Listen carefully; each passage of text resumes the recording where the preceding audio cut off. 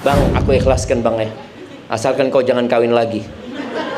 Umpamanya seperti itu. Kan ada si istri yang suaminya punya utang banyak, tapi dia ngasih isyarat, aku ikhlaskan gitu. Kalau enggak, lo bayar utangmu. Yang wajib bayar utang. Dan boleh jadi hari kiamat itu suami menuntut istri, istri menuntut suami. Boleh jadi. Ada istri yang ngambil uangnya suami nggak izin. Ada. Ambil. Suami tahu, nanti aku tuntut hari kiamat. Kalau mau seperti itu. Tapi dia tutupin.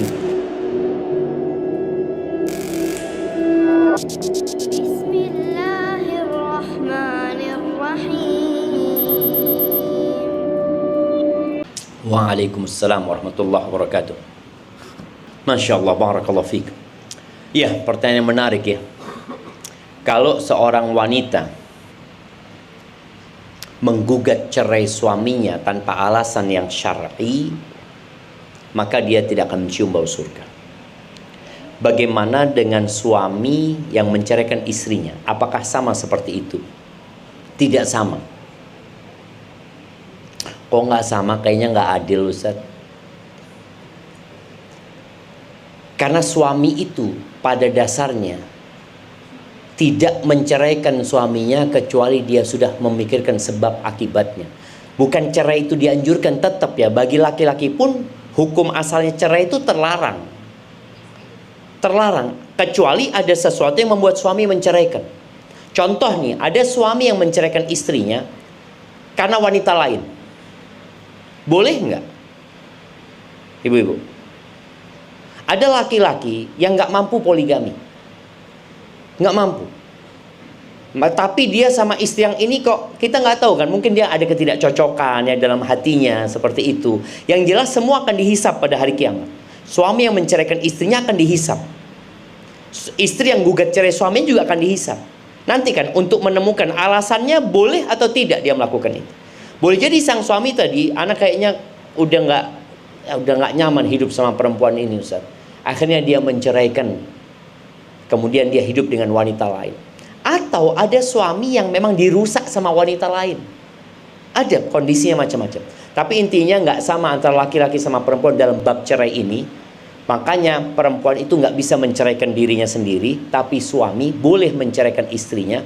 Karena memang secara kelebihan yang Allah berikan kepada laki-laki, dia nggak terburu-buru untuk menceraikan istrinya. Seperti itu. Wallahu a'lam bishawab. Masya Allah. Niat bayar tapi ibu kan? Insya Allah. Ya, alhamdulillah. Barakallahu fiik. Ya, yang pertama pentingnya niatnya. Orang itu kalau tahu dia punya utang dan punya iktikad baik untuk bayar, insya Allah dimudahkan sama Allah SWT. Bagaimana cara membayar hutang yang kita lupa? Maka diperkirakan, dihitung. Umpamanya anak biasa datang bulan itu biasanya 7 hari. 7 hari umpamanya. Anak nggak pernah bayar utang itu sejak balik sampai umur 30 tahun. Atau sampai menikah. Sejak balik umpamanya 12 tahun dia balik, nggak pernah dia bayar utang. Dia menikah umur 22 umur. Berarti dia punya waktu 10 tahun. Baik, 10 tahun dia punya utang, kalau dikali 7 berapa? 70 hari.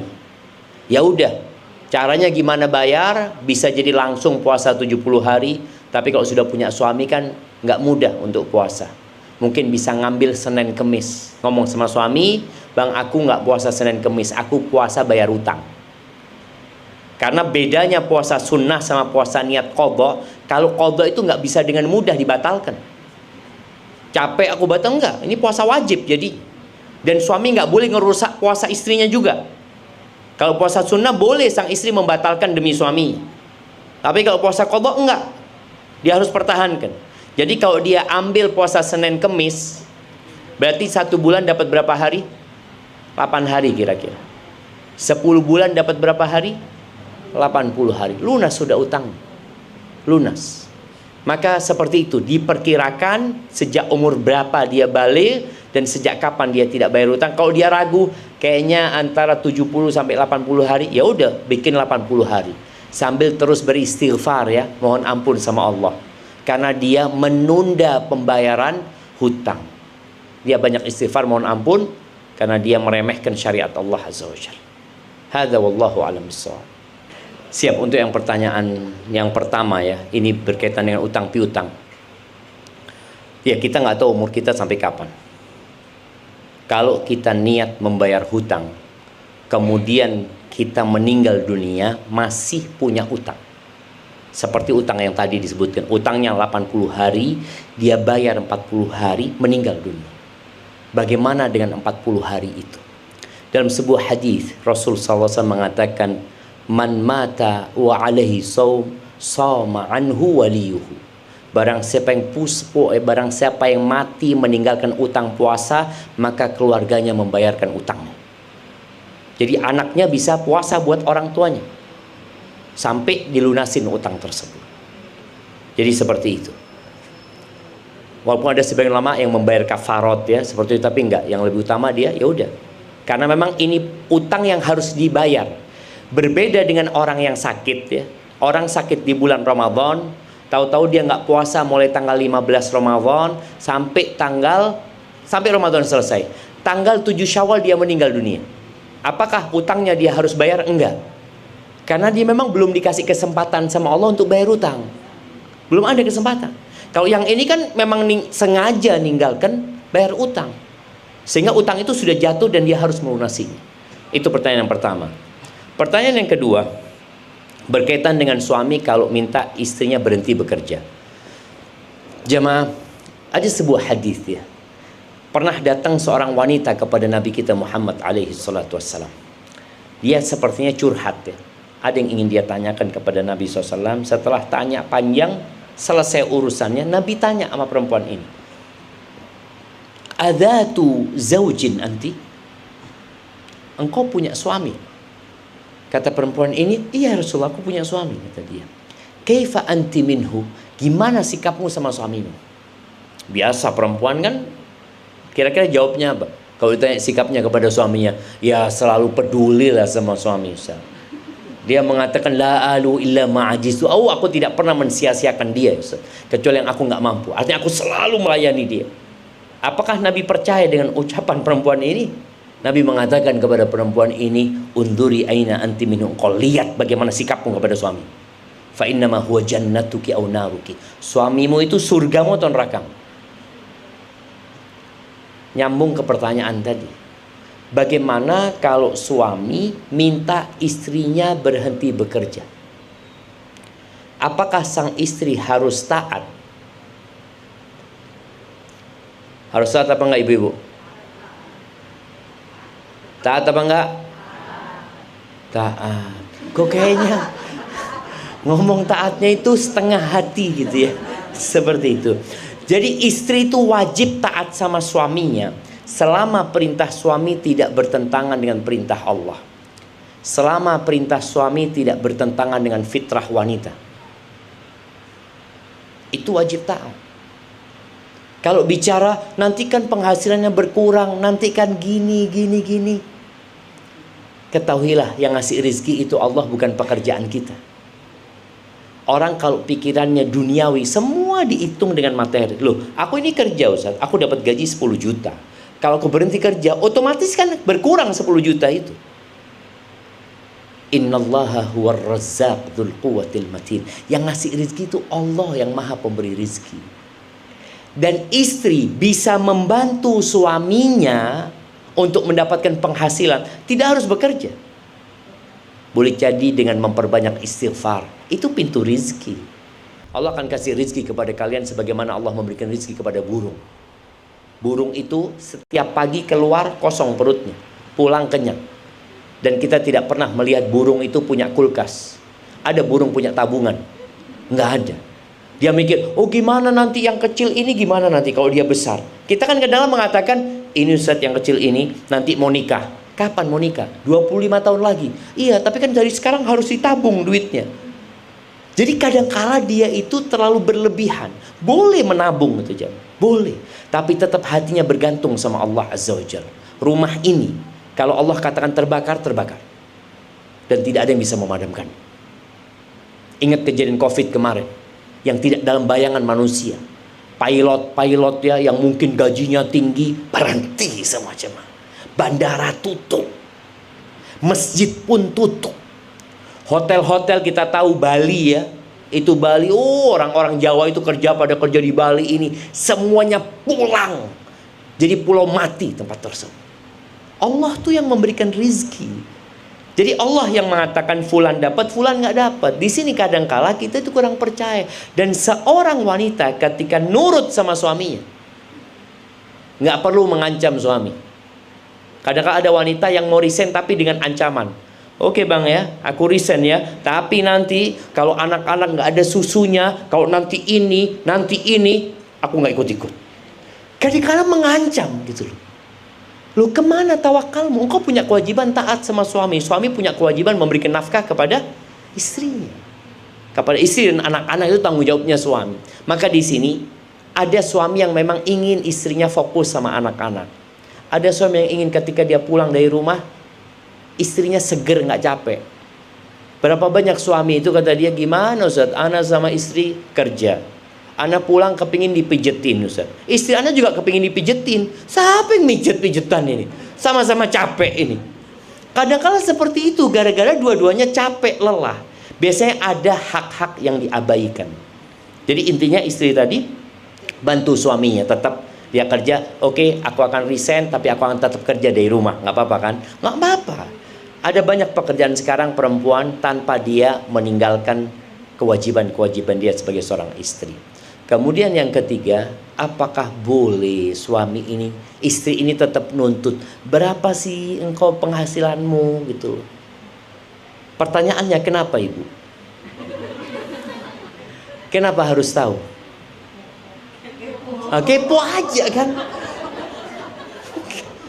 Kenapa? Karena suami ini punya kewajiban banyak. Bukan hanya punya kewajiban kepada istrinya. Boleh jadi dia punya orang tua yang sakit. Dia punya mungkin paman yang butuh silaturahim dia. Dia punya adik yang mungkin ya secara ekonomi tidak terlalu baik. Jadi kewajiban seorang suami itu bukan hanya kepada istrinya. Dia punya kewajiban berbakti sama orang tuanya, menyambung silaturahim. Dan nasihat anak, ibu-ibu, kalau suaminya mau ngasih duit sama orang tua, sama siapa, ibu-ibu nggak perlu aku tahu. Nggak perlu. Kau mau kasih ibumu, kasih siapa, kasih lah. Nggak perlu aku tahu. Karena hanya akan bikin sakit hati. Kadang-kadang istri, enggak, anak ridho Ustaz. Ridho sambil suaranya nggak ridho. Dia ridho, enggak, udah kau mau ngasih. Yang penting kau berikan nafkah kepada aku dan anak-anak dengan cukup. Itu. Jadi ingat, istri perlu dicukupi nafkahnya, sisanya terserah suami. Mau ngasih orang tuanya, mau menyenangkan orang tuanya. Istri tadi kita udah bahas, jangan terlalu banyak menuntut suami selama suami sudah melaksanakan kewajiban-kewajiban. Hadza wallahu a'lam bissawab. Nah, ini masalah yang penting ya. Islam itu menghargai hak milik. Milik istri, hartanya istri, hartanya istri. Hartanya suami, milik istri juga. Enggak juga lah, tetap milik suami. Makanya ketika salah satu meninggal, itu warisan tidak langsung dibagi kecuali dipisahkan mana yang punyanya istri. Karena kadangkala istri ini merasa itu punyanya dia semua. Makanya berapa banyak ibu yang menahan warisan anaknya. Dia mengatakan, loh ibu kan belum mati, kenapa mau dibagi warisannya? Loh yang dibagi waris itu hartanya bapak. Hartanya ibu yang mana punya ibu, kasih tahu gitu loh. Oh ini mobil punya ibu, oke nggak dibagi warisan. Oh rumah ini milik ibu, yang punya bapak mana? Di sini kadang-kala banyak wanita yang mendolimin anak-anaknya sampai dia merasa anaknya durhaka. Gimana engkau mau bagi warisan? Ibu masih hidup. Loh enggak, yang dibagi bukan warisannya yang hidup, tapi warisannya yang mati. Nah, kembali kepada pertanyaan tadi. Bagaimana ketika suami berhutang sama istri? Ada dua pilihan istri. Yang pertama mengikhlaskan atau nagih. Betul. Artinya boleh istri mengikhlaskan, itu boleh. Dia mengatakan, bang aku ikhlaskan bang ya, asalkan kau jangan kawin lagi.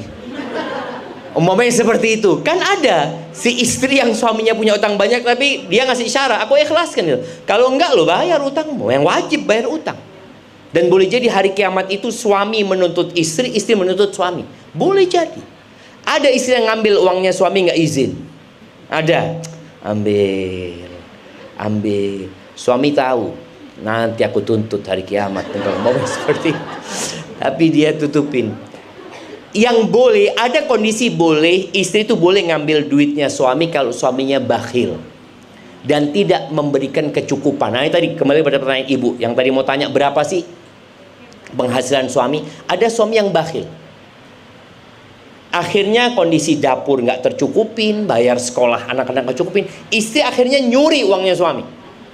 Boleh nggak? Boleh, tapi dengan cara yang ma'ruf. Artinya sesuai dengan kebutuhan. Ini mau beli susunya anak-anak, ya sudah, suami duitnya banyak, tapi kan ada suami yang bakhil tadi. Tapi jangan nyuri, ganti HP, nyuri, ganti tas, nggak boleh. Jadi ngambil uangnya suami itu untuk kebutuhan, nafkah yang berkaitan dengan nafkah yang tidak tercukupi.